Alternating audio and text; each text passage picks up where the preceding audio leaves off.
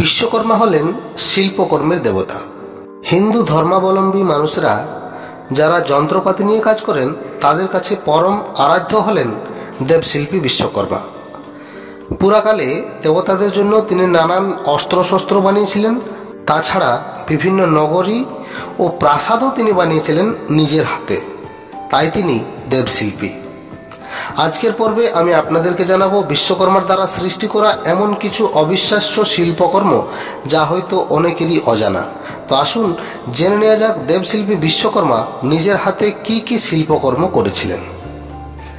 ভগবান শ্রীবিষ্ণুর সুদর্শন চক্র। হ্যাঁ বন্ধুরা, শ্রীবিষ্ণুর হাতে আমরা যে সুদর্শন চক্রটি দেখতে পাই তা কিন্তু স্বয়ং বিশ্বকর্মারই সৃষ্টি। ভগবান শিবের ত্রিশূল ও পুষ্পক রথ।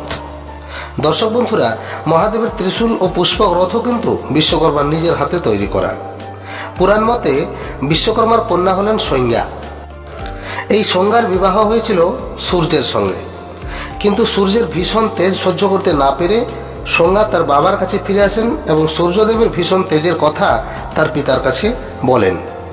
তারপর বিশ্বকর্মা সূর্যের তেজকে কম করার জন্য তার কুণ্ড যন্ত্রে সূর্যকে বসিয়ে সূর্যকে 12টি ভাগে খণ্ডন করে দেন, যা দ্বাদশ আদিত্য নামে পরিচিত।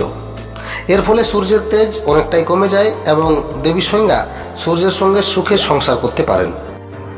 বিশ্বকর্মা যখন সূর্যের অঙ্গকে ভেঙে 12টি খণ্ড করেন তখন তার কিছু অংশ গুঁড়ো হয়ে পড়ে যায় এবং সেই সমস্ত সূর্য অংশ চূর্ণ দিয়ে বিশ্বকর্মা তৈরি করেন সুদর্শন চক্র ও শিবের মহাত্রিশূল। দেবরাজ ইন্দ্রের অব্যর্থ অস্ত্র বজ্র। এই বজ্র নির্মাণ করেছিলেন বিশ্বকর্মা। বৃত্তাসুর নামে এক দুর্ধর্ষ অসুরকে বধ করতে দধিচির হাড় দিয়ে ওই বজ্র বানিয়ে দিয়েছিলেন বিশ্বকর্মা। রামায়ণের বিখ্যাত একটি ঘটনা হলো হরধনু ভঙ্গ। মহাদেবের এই ধনুক ভঙ্গ করে সীতাদেবীকে স্ত্রী রূপে পেয়েছিলেন রামচন্দ্র। সেই হরধনুও ছিল বিশ্বকর্মারই তৈরি।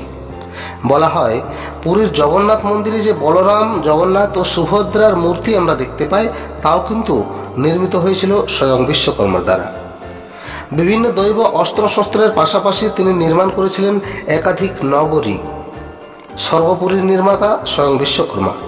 দেবতাদের রাজা ইন্দ্রের জন্য তিনি এক অপরূপ সুন্দর নগরীর নির্মাণ করে দিয়েছিলেন যার নাম অমরাবতী।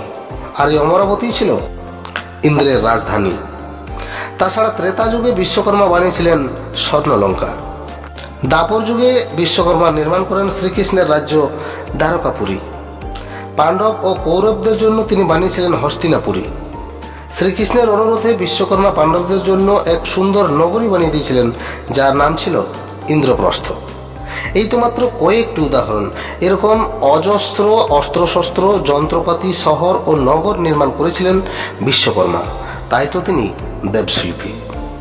তো দর্শক বন্ধুরা, এই ছিল আজকের ভিডিও ভালো লাগলে অবশ্যই লাইক করুন এবং কমেন্টে লিখুন জয় বাবা বিশ্বকর্মা।